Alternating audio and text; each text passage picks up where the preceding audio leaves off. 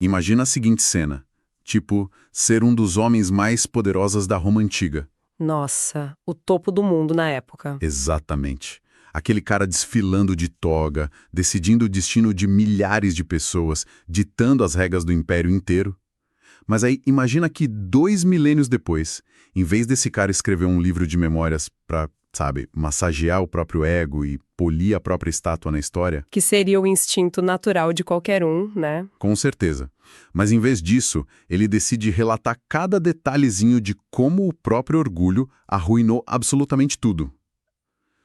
Então é exatamente esse o cenário que a gente tem na nossa mesa hoje. É um soco no estômago logo de cara. É monumental.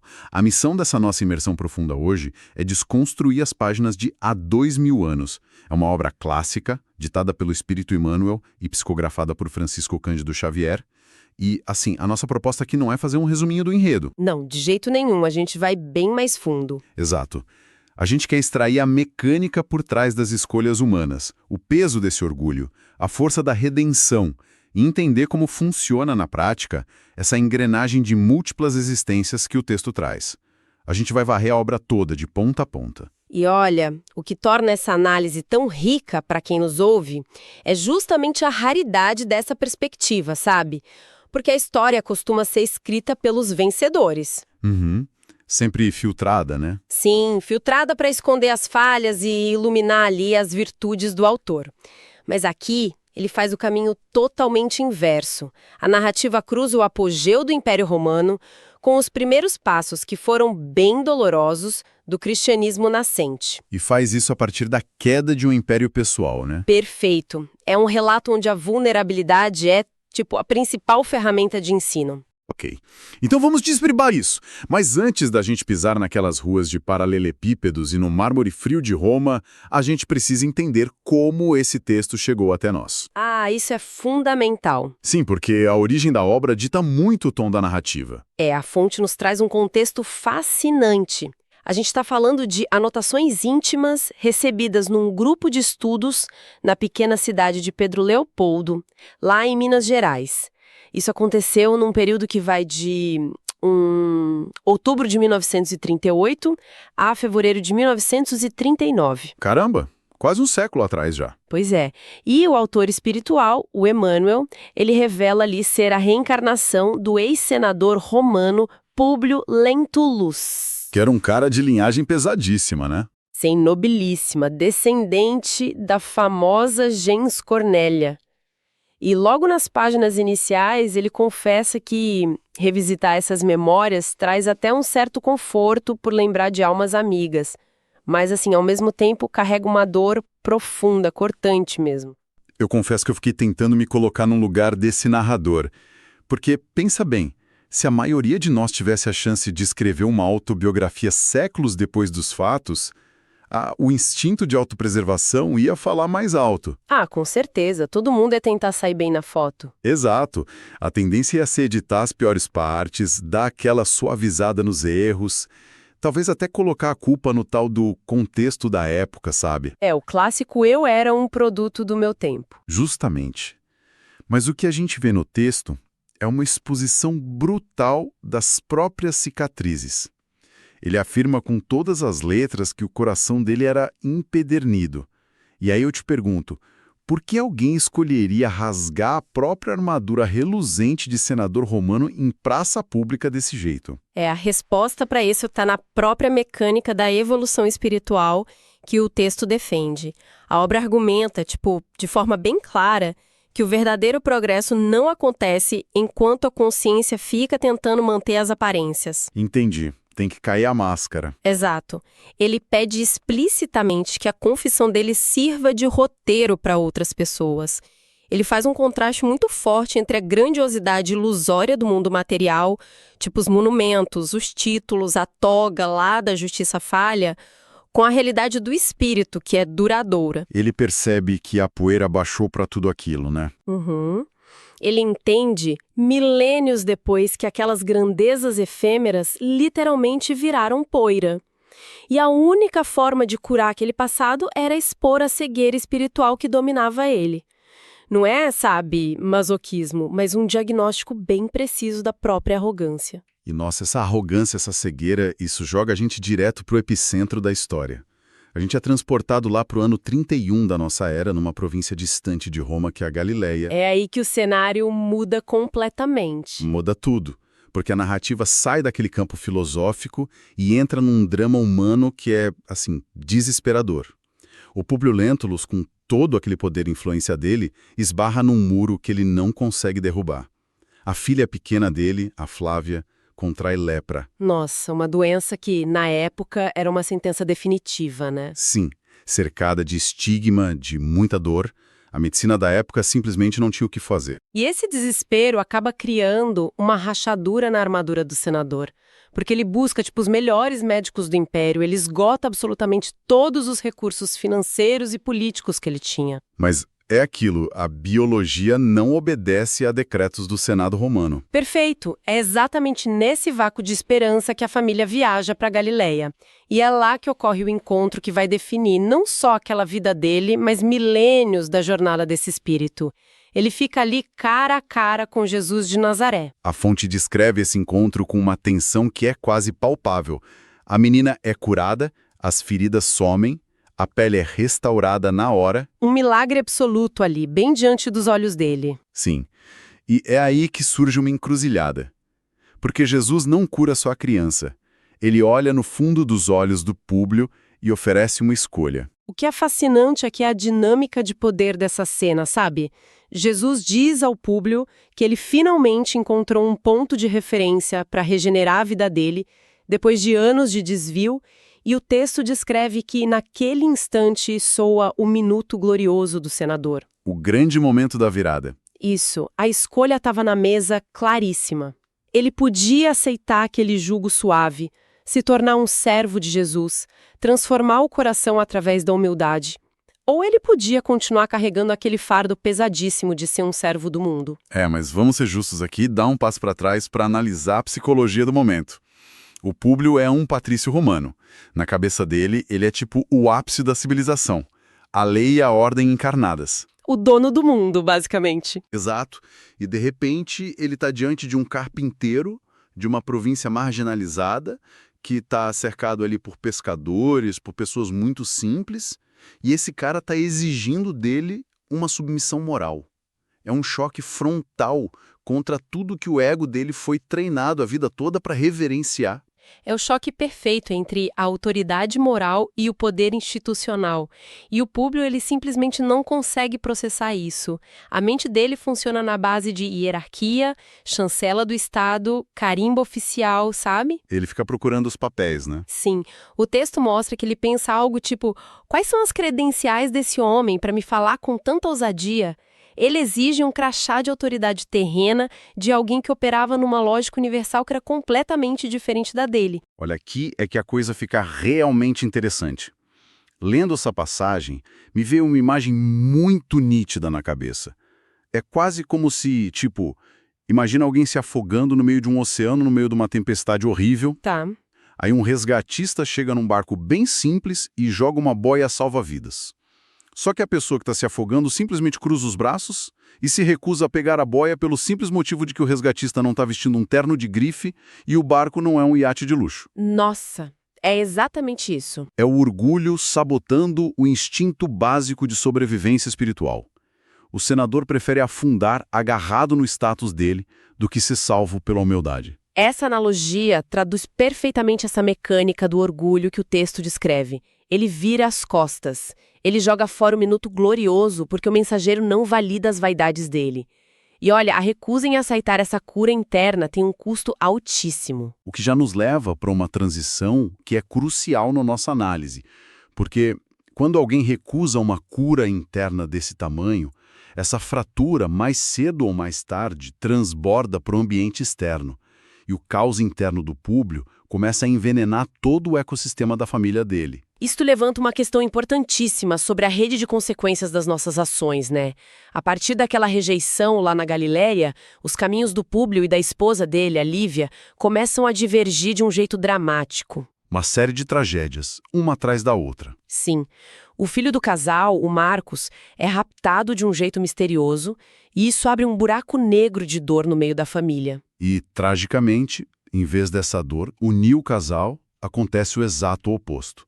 A fonte detalha bem como o ambiente lá de Roma, que era lotado de intriga política, calúnia, tem até uma figura-chave nisso, a Fúvia, que manipula a situação inteira. Ah, a Fúvia joga muita lenha nessa fogueira. Muita. Isso tudo só alimenta a paranoia do senador. O público começa a suspeitar da própria esposa. Ele, ergue um muro de gelo. Ele vira um homem muito amargo, implacável e extremamente desconfiado dentro da própria casa. É triste de ver. E é impressionante o contraste, porque a reação da Lívia a esse mesmo cenário de perda e dor é de outro mundo. Enquanto a estrutura emocional do marido desmorona sobre o peso da desconfiança, a Lívia encontra um alicerce super sólido. Ela, que também viu a cura da filha de perto, ela permitiu que as palavras de Jesus ecoassem dentro dela. Ela abraça o cristianismo nascente. Ela vai nas reuniões secretas, né? Isso. O texto relata as idas dela às catacumbas, aquele conforto que ela achava na figura do venerável Simeão, que contava as memórias vivas do apóstolo da Samaria. A doutrina do amor e do perdão virou o grande refúgio dela contra a frieza do marido e as pressões absurdas de Roma. O que nos força a olhar para o perigo gigante que ela estava correndo fazendo isso.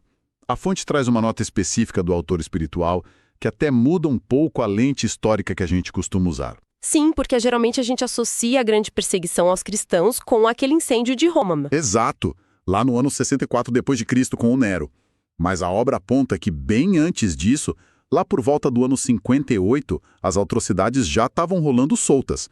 Cristãos já eram atirados às feras na arena, tratados como escravos por divertimento doentio da multidão. O que demonstra que o sistema já operava para esmagar qualquer movimento que não prestasse aquele culto cego ao Estado, né? E é justamente esse sistema brutal que vai capturar a Lívia. Ela é presa por causa da fé cristã dela. E o jeito que ela lida com isso. É talvez a maior demonstração de força moral que a obra tenta ensinar. Dá arrepios em quem acompanha essa análise. De verdade. Porque ela é levada para a arena do circo, condenada a ser destroçada por feras. E assim, uma simples palavra dela bastaria para parar tudo aquilo na mesma hora. Uma frase. Uma frase. Bastava ela gritar: "Eu sou Lívia, esposa do influente senador Públio Lentulus."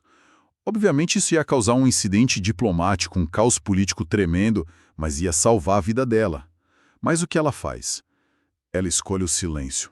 Ela mantém o anonimato absoluto.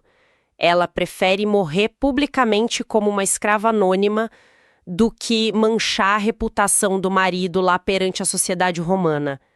Mesmo sabendo que esse marido tinha virado as costas para ela, emocionalmente. Ela protege quem abandonou ela, no fim das contas. Exatamente. Isso inverte totalmente a noção clássica de poder, não acha?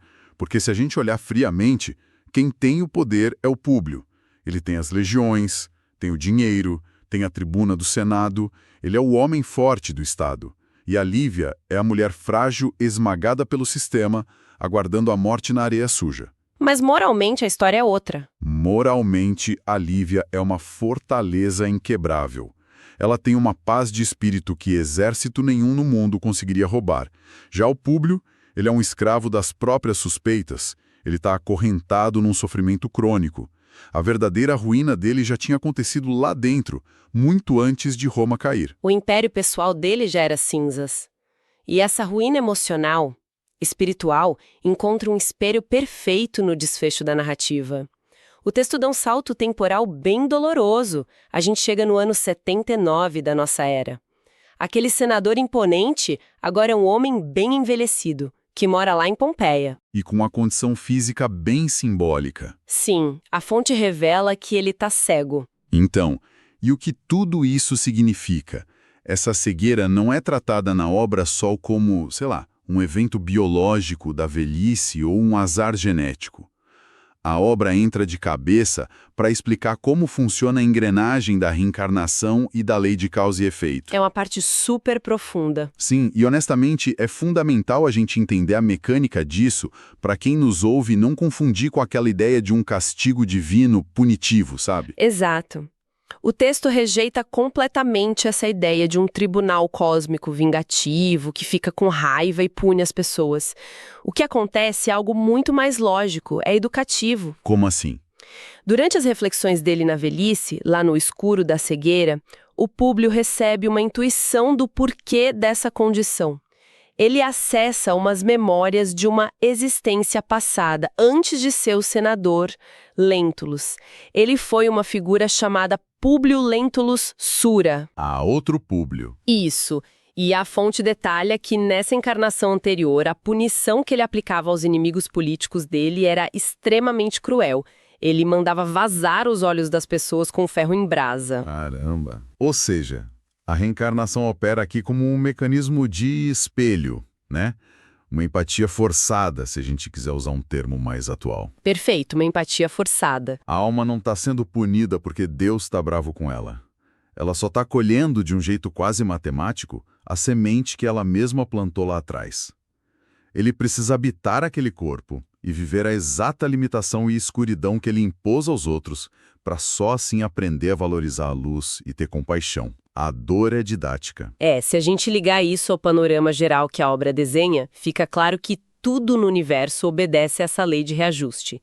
Esse ciclo de apogeu e queda não acontece só com as pessoas sozinhas, mas com as civilizações inteiras. O microcosmo e o macrocosmo, né? Exatamente, porque enquanto Públio experimenta essa cegueira kármica dele em Pompeia, o ambiente ao redor também está prestes a passar por um expurgo colossal. É quando o vulcão Vesúvio entra em erupção daquele jeito catastrófico. A fonte descreve o céu escurecendo do nada, aquela chuva de pedras e o fogo varrendo tudo pela frente. O Públio morre asfixiado pelas cinzas do vulcão, num esforço inútil de abraçar os filhos, a Flávia e o Plínio, tentando proteger eles. Uma cena desesperadora. A Terra literalmente desmorona junto com a vida dele, mas o que a análise da obra nos mostra é que o fim biológico não é um botão de desliga da consciência. Fechar os olhos físicos não abre magicamente a visão espiritual. Não, de jeito nenhum.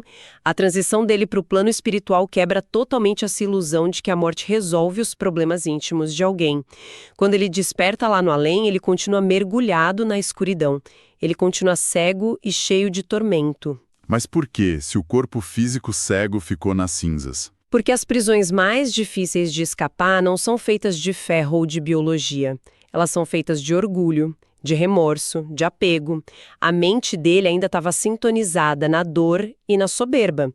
A luz do ambiente espiritual estava lá o tempo todo, mas os olhos da alma dele estavam vendados pela própria teimosia dele. A ficha só começa a cair, a visão só começa a voltar muito tempo depois, né? O texto é bem claro nisso. São as lágrimas, aquele arrependimento genuíno de um espírito que finalmente quebrou a casca do ego, que dissolvem as trevas. A aceitação do estado real dele e a humildade profunda são a chave que destranca a visão. E quando esse véu finalmente se ergue, a visão que está esperando por ele é de uma poesia absurda.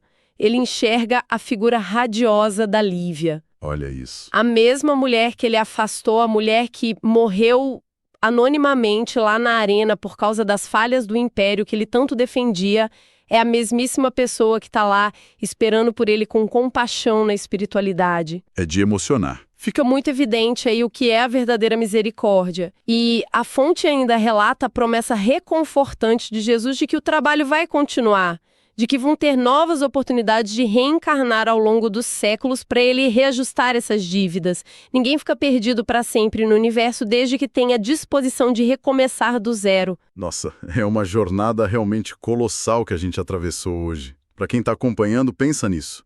A gente começou com um manuscrito feito no interior do Brasil, lá no fim dos anos 1930, onde um espírito confessa abertamente a ruína de um senador romano cheio de orgulho. Passamos por muitos séculos em poucos minutos. Sim, passamos pela encruzilhada lá na Galileia, por aquele minuto glorioso que foi jogado no lixo por puro ego. A gente presenciou a força assustadora daquele martírio silencioso da Lívia e chegamos até as cinzas sufocantes lá de Pompeia. Cinzas que não marcaram um fim absoluto, mas o início de um despertar longo e muito doloroso.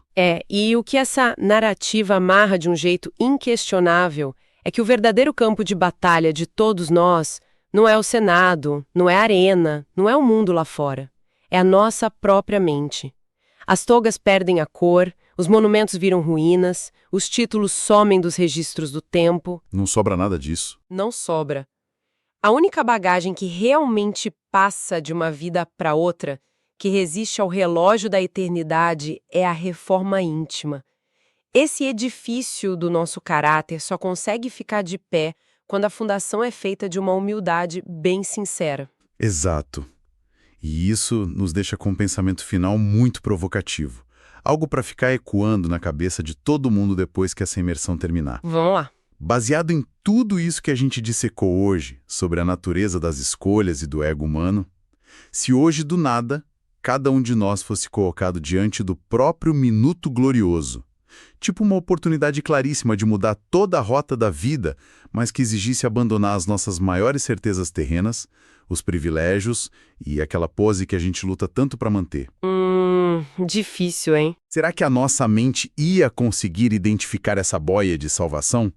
Ou será que a gente ia repetir o erro milenar e virar as costas para uma cura real só para não arranhar o nosso orgulho?